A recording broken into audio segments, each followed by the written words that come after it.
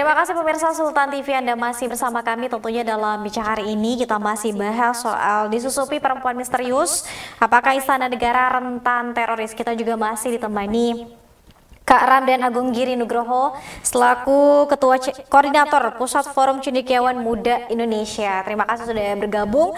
Dan mungkin kalau kita tanya Kak, tadi ada kemudian kaitannya jelang pilkada pemilu begitu ya tahun 2024. Apa sebetulnya motif yang dilakukan para kader-kader radikal ini? Tentu pertama gini, kita harus tarik ini ke belakang lagi, karena kita itu selalu hanya mengulang sejarah sebetulnya begitu. Nah, kalau kita runtut alurnya kan seperti ini. Polri sebagai tameng pemerintah di depan, kan begitu. Polri ini sebagai pengaman Kamtibmas nasional begitu, sehingga mereka menjadi garda terdepan yang akan berhadapan langsung dengan kelompok-kelompok radikal dan intoleran ini.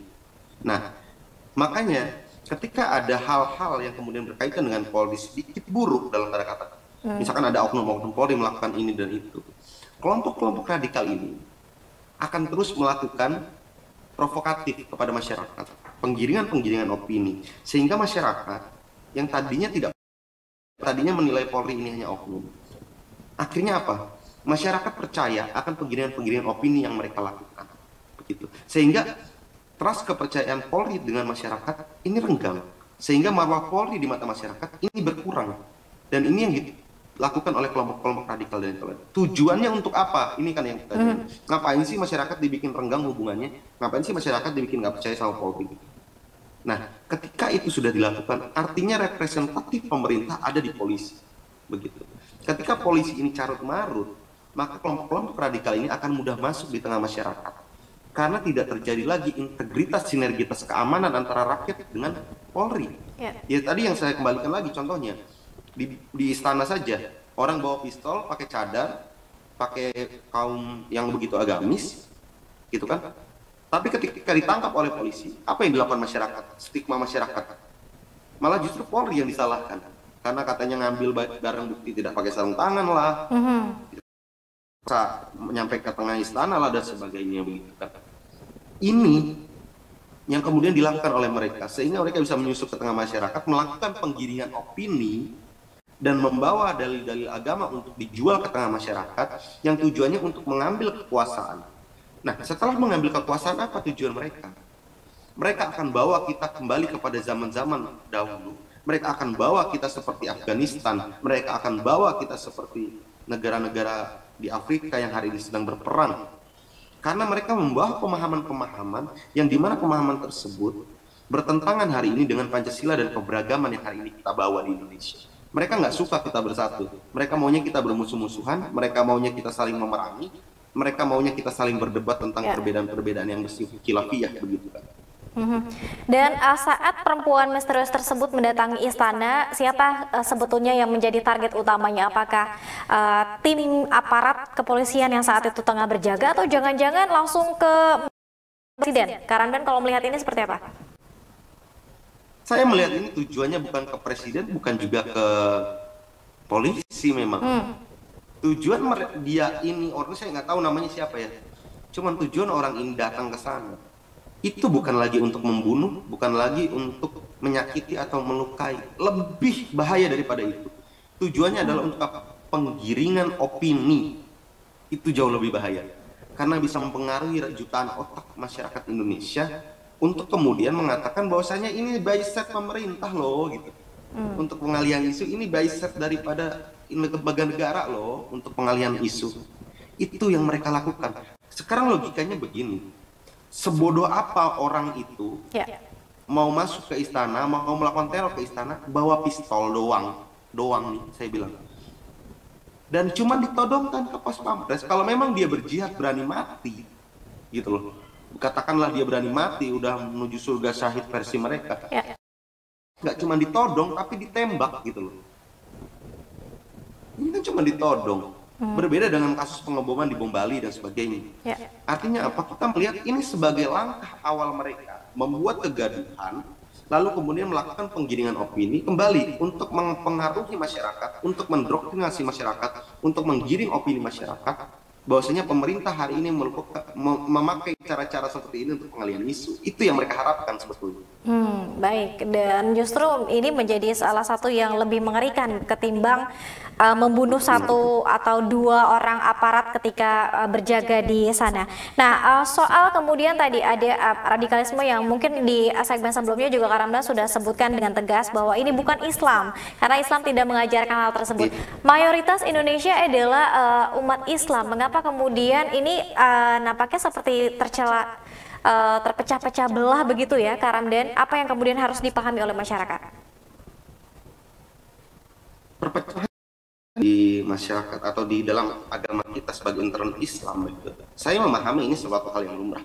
Kita terbagi pada 4 mazhab di Islam. Kita terbagi pada banyak buku-buku hadis. Artinya ulama-ulama yang dari mazhab Hambali, Hanafi, Maliki, Syafi'i, semua kan dalam naungan Islam.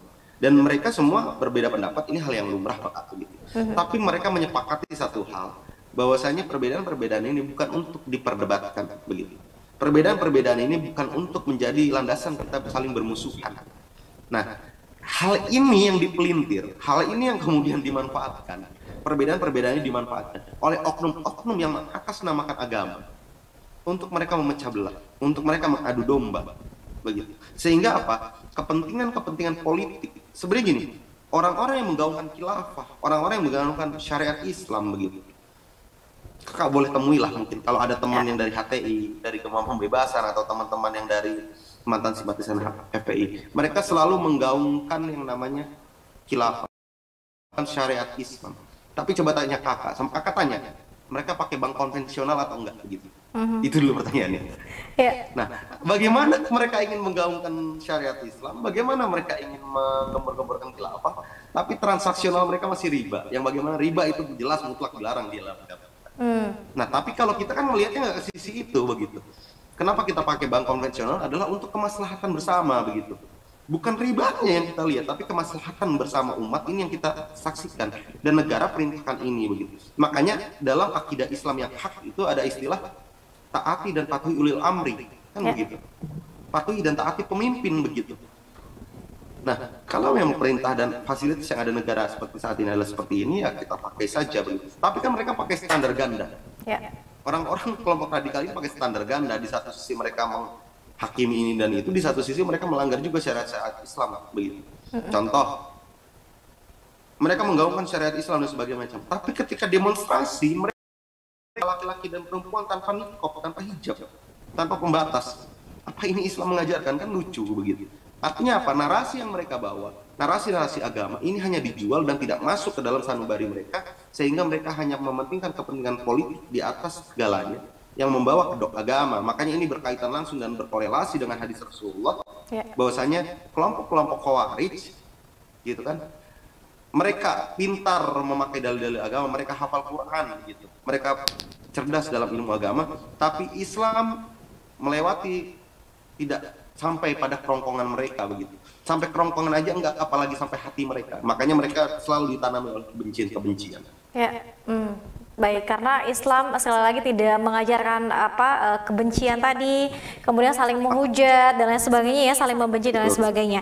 Kak Ramdan, kalau misalnya kita lihat mungkin ini bisa disebutkan sebagai satu awal yang kemudian dilakukan oleh kelompok-kelompok radikalisme, dan disebut bahwa negara kita sedang tidak baik-baik saja pasca mungkin ada carut-marut di internal kepolisian saat ini.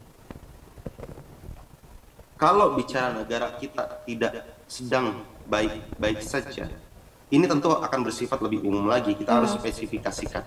Kalau negara kita tidak baik-baik saja dari segi ekonomi, saya rasa tidak. Kita paling survive di tengah krisis, kita paling survive menghadapi inflasi. Negara kita ini minus pelemahan mata uangnya dari rupiah kepada dolar ini paling rendah dibanding negara lain. Oke, itu pertama. Kalau kita dinilai tidak baik-baik saja dari aspek kesejahteraan masyarakat, saya rasa enggak. Toh mobil-mobil masih pada macet tuh, toh BBM masih pada antri kok semua. Artinya secara kesejahteraan kita masih aman.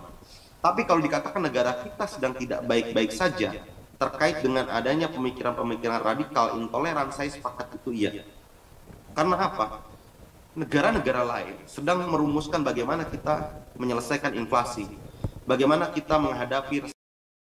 Negara-negara lain sudah berpikir bagaimana teknologi ke depannya, bagaimana kalau bumi ini hancur kita akan tinggal di Mars atau seperti apa. Tapi kita masih ribut masalah urusan-urusan bersifat khilafiyah, dan ini dipicu oleh kelompok-kelompok itu tadi begitu. Umat Islam di Indonesia ini hidup rukun. Ketika Mbah Hashim Asy'ari, ketika Kiai Haji Ahmad Dahlan datang ke Indonesia membawa agama dengan berbagai macam perbedaan mereka, tapi kita hidup guyup rukun. Dan semua ini hancur ketika kelompok-kelompok yang mengatasnamakan ya tadilah FPI, HTI itu hadir duduk di tengah-tengah kita. Mulai terjadi singgungan-singgungan itu. Karena apa? Kepentingan mereka ini kepentingan politik. Makanya mereka memakai sorban-sorban agama, memakai dalil-dalil agama untuk membuat negara ini tidak baik-baik saja. Nah, yang jadi poin dalam sesi kali ini Kak, yang mau saya katakan adalah bahwasanya jangan campur adukan agama dengan politik. Karena itu hanya akan merusak tatanan suatu negara. Baik, Kak Ramdan, kita masih ada satu segmen terakhir. Nanti kita akan melihat beberapa pertanyaan Kak yang sudah ikut serta di live chat Sultan TV melalui streaming Sultan TV. Pemirsa, tetap bersama kami tentunya dalam Bincang hari ini.